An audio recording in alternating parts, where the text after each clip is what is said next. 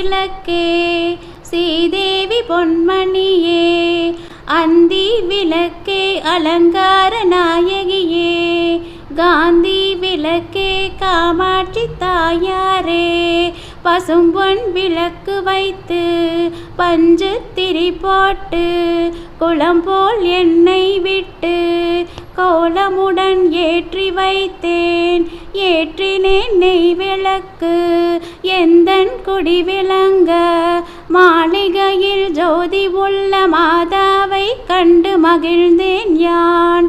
மாங்கல்ய பிச்சை மடி பிச்சை தாரும் அம்மா, சந்தான பிச்சையுடன் தனங்களும் தாரும் அம்மா.